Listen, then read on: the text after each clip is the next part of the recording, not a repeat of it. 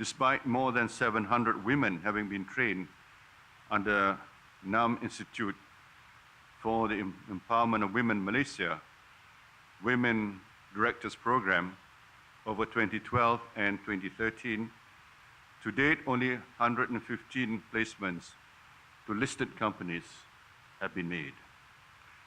When I first took office 5 years ago, women made up only 18% of the top posts in the civil service.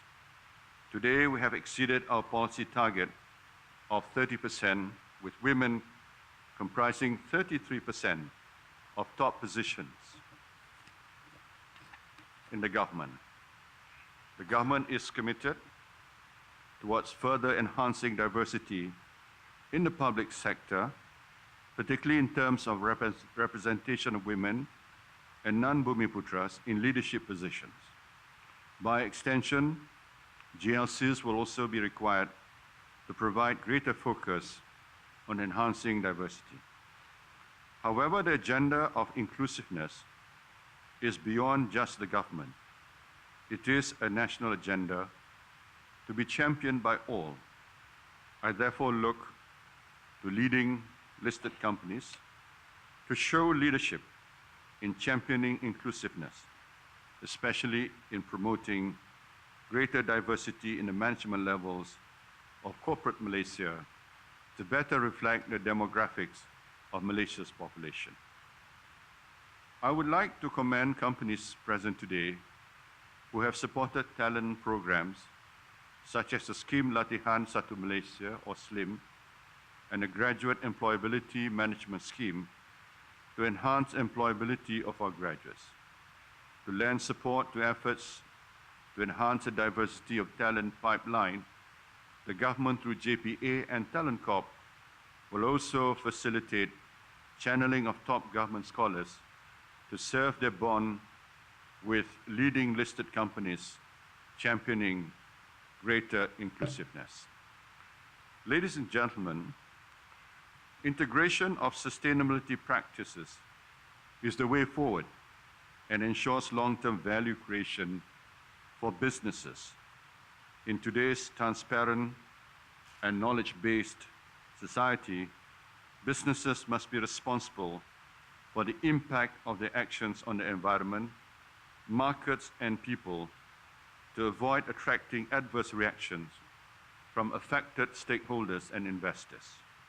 Conversely, leading Malaysian organizations showing leadership in sustainability and inclusiveness will be acknowledged and rewarded by financial markets and investors.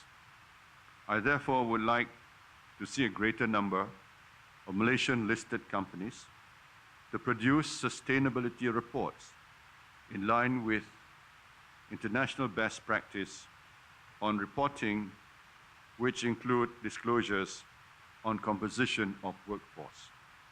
Currently, listed companies are required to disclose in their annual report the gender diversity policies, particularly in the context of board selection.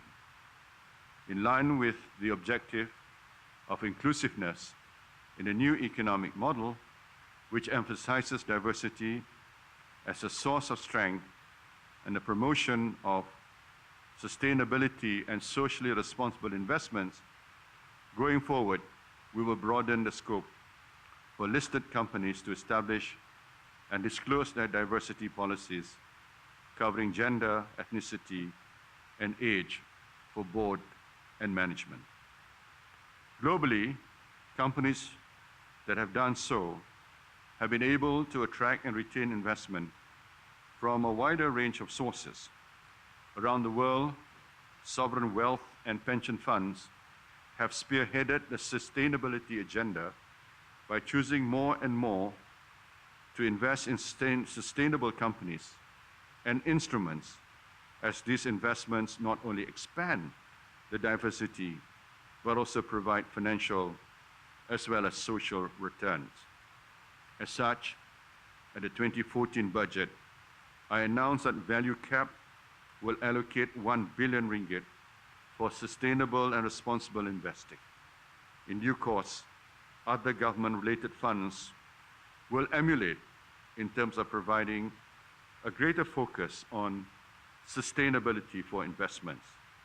This is to ensure that the government helps catalyze and support efforts by leading Malaysian corporates to embrace the objectives of the new economic model of sustainability and inclusiveness.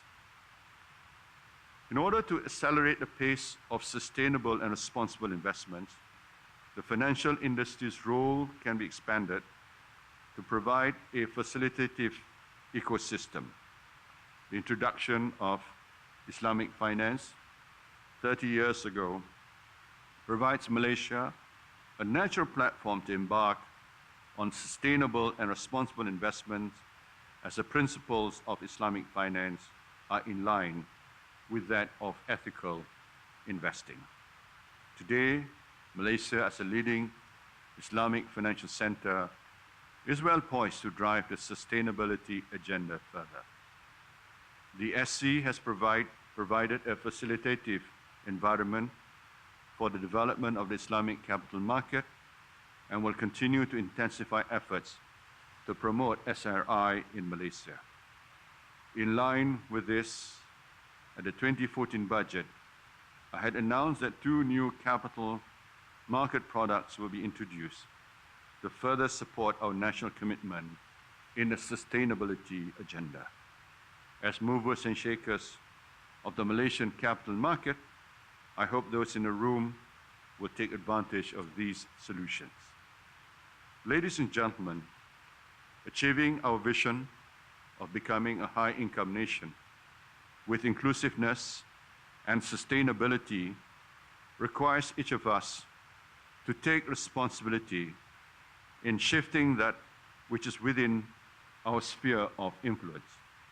As top 50 public listed companies, accounting for more than 70% of total market capitalization, you can affect that significant change which are required. As captains of leading companies, it is critical that this agenda is weaved into your corporate strategies and across the value chain.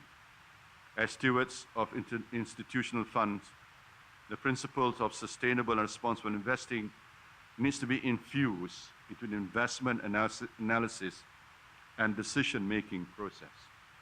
These efforts will not only support our national agenda, but more importantly, we will be investing in the future of families, our communities, and our nation, and bequeathing a better Malaysia to our future generation. On that note, I look forward to hearing your thoughts and views. Thank you. Assalamualaikum warahmatullahi wabarakatuh. Terima kasih. Thank you, Yang Amat Berhormat Datuk Seri Najib Razak, Prime Minister Malaysia.